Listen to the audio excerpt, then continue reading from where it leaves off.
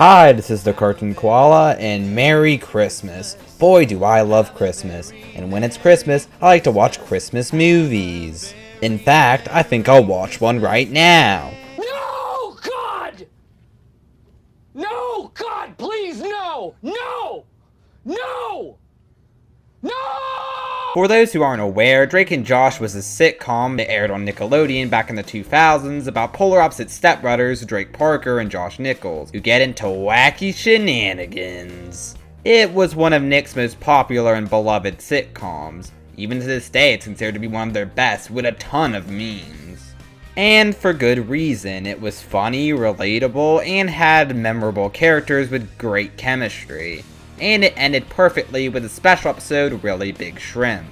Okay, technically that wasn't the last episode that aired, but it was supposed to be. And yet, for whatever reason, over a year later, in 2008, they premiered a Christmas TV movie called Merry Christmas, Drake and Josh, which premiered to a whopping 8.1 million viewers. Apparently making it the third most viewed TV movie on cable behind High School Musical 2, which had 17 million, and Wizards of Waverly Place the movie, which had 11.4 million. And at the time would have been the 5th highest rated premiere in Nickelodeon history, while now it's in 7th place behind a Rugrats episode, 2 iCarly episodes, a Fairly OddParents episode, and 2 SpongeBob episodes. But fan reception seems to be a little mixed, with some people loving it and some people hating it.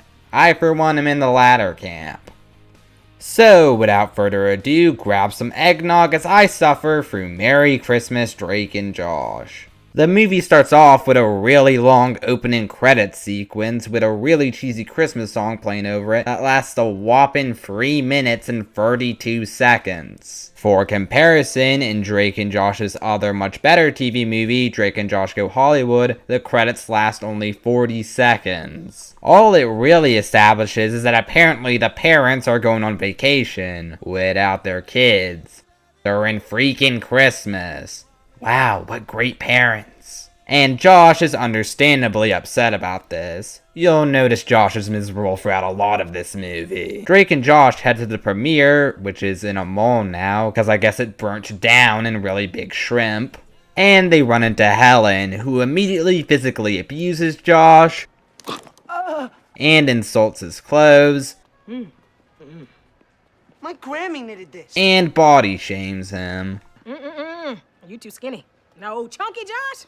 He'd have made a fine Santa Claus. But now that you went and defatified yourself, I don't think so. You know, in the show, Helen's whole thing was that she loved Drake and didn't really appreciate Josh, but in this movie she actively bullies him, which isn't really funny, it's just kind of sad. Josh doesn't really have any sort of comedic reaction to her verbally abusing him, he's just kinda sad. And on the topic of that fat joke, I gotta give Drake and Josh credit. In the original show, they never really mentioned Josh's weight, but I guess this movie had to come in and ruin that. We also find out that apparently Helen got a divorce. Yeah, the first 2 weeks were delightful. Week 3 was unpleasant. Week 4 was downright irritating. By week 5, I was out the door. See you. Good riddance. No more Helen for you. You see, this would be funny if it weren't for the context. Out of context, it just sounds like something that happened off screen, but it's not. We actually saw Helen get married in Really Big Shrimp, which, as I said, was a really good finale. So to see this movie come in and retcon it is kind of frustrating. But anyways, Drake gets picked to be Santa Claus while Josh is Santa's sack, and Drake being Drake, he immediately uses this as an excuse to make out with a hot girl. So, do you have an older sister?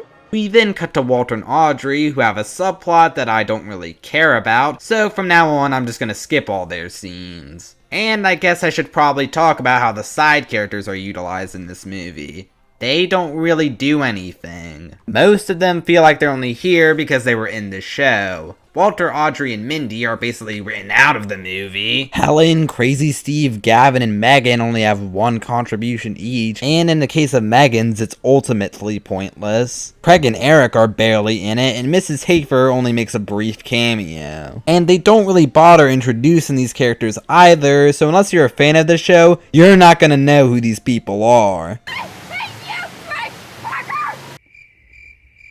But uh-oh, while Drake is making out with the hot girl, an unattractive girl comes up to him and tries to force him to kiss her. Because harassment is just hilarious, isn't it? I can guarantee you this wouldn't have been allowed if the genders were swapped. Don't you just love double standards? You've also gotta feel kinda bad for the woman who was literally casted because she was unattractive. While running from the woman, Drake runs into this little girl named Mary Alice, or as I like to call her, Mary Sue, because that's what she is. She asks him to give her and her family the best Christmas ever. Aw, isn't she just the cutest little thing? We cut to Drake's Christmas party where we find out that Mindy is going on vacation with her family, and Crazy Steve is dating a wood chipper named Sally.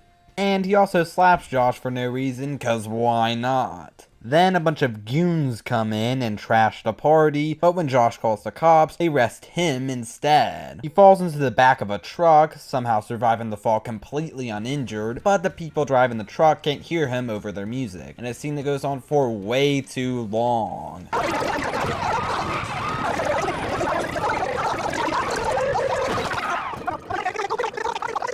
Finally, he gets put in jail and meets his cellmate, Blood, who is one of the only good things about this movie. He's about to beat Josh up, but Josh wins him over with magic tricks. Meanwhile, Drake's making out with another hot girl. We find out that Drake found a lawyer, but it turned out he was a fake, and Drake lost Josh $3,000 because he was an idiot and paid in advance.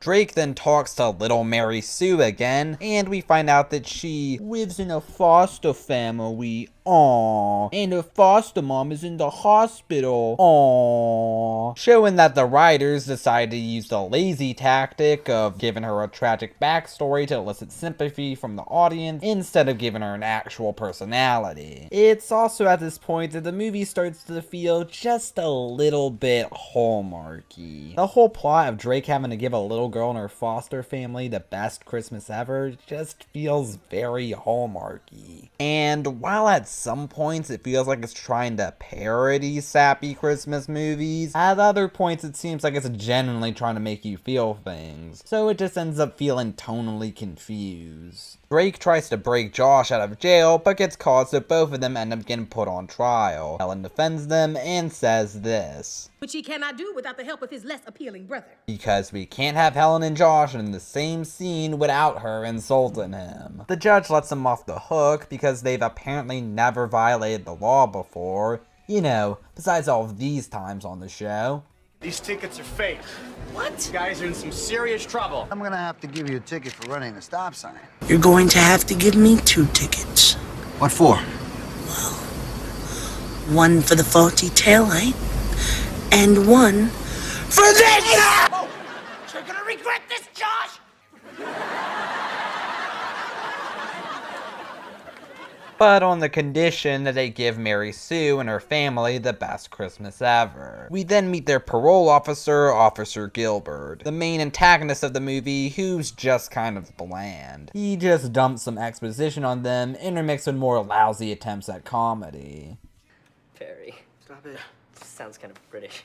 Perry. Perry. They show up at Mary Sue's house, where we meet all the other foster kids, who are all just as bland and one note as her. You have Ziegfeld, the foreign kid from an unknown country, who speaks gibberish for 99% of the movie, because somehow no one has bothered to teach him English up until this point. The twins, Lily and Violet, who are always fighting, Trey, who never shuts up, and Luke, who I think is supposed to be this angsty teen who can't get into the festivities because he's in a foster family, but learns to get into the Christmas spirit. But I can't take it seriously because he looks like a grown man, because he was a grown man. His actor, Devin Gray, was 21 at the time. While looking for a Christmas tree, Ziegfeld climbs up a tree, so Josh comes after him. But then Ziegfeld somehow teleports back down, and Josh gets his nuts assaulted by 15 tree branches, so they settle on a Christmas chair instead. Then they go Christmas caroling, and we get an actually kind of nice rendition of the 12 Days of Christmas. Then Josh talks to Gilbert's mom to find out why Gilbert hates them so much. And we find out that he actually hates Christmas because one year when he was a kid, he got a pet chimpanzee that attacked him.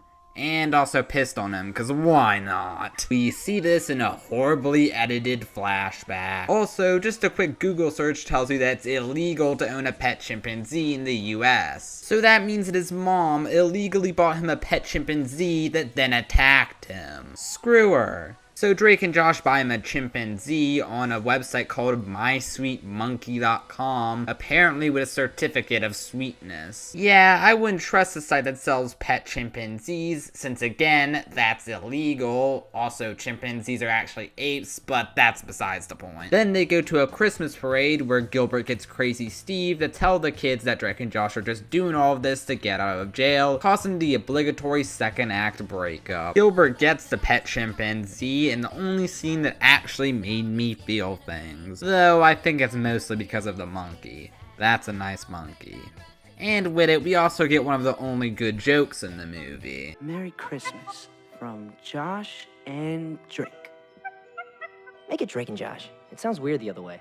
Drake and Josh get the bright idea of putting ice into Crazy Steve's wood chipper to make it snow on Mary Sue's lawn. And as you'd expect, it completely backfires, causing tons of property damage. They get knocked out and wake up to everyone being in their house, and Megan delivers another one of the only good lines in the movie. Wait, so what are the rest of you guys doing here? Helen called me. Eric called me. I live here.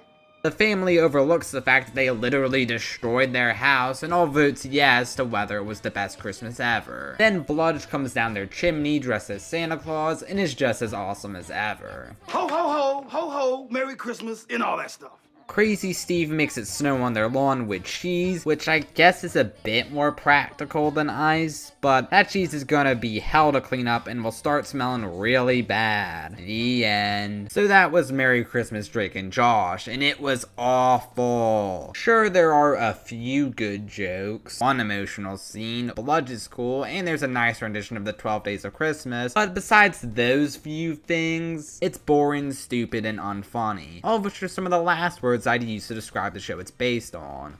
Well, besides stupid. At least the show is stupid in a funny way. Drake and Josh trying to have the best Christmas ever and everything going wrong is not a bad idea for a Drake and Josh Christmas special. Drake wanting to have a more modern, materialistic Christmas, while Josh wants a more traditional Christmas, is not a bad idea either. It fits their characters. But why did it have to be a 90-minute movie with boring new characters we don't care about? Well, Merry Christmas and Happy Holidays, guys. This is the Cartoon Koala, and I'll see you in the next video. Bye.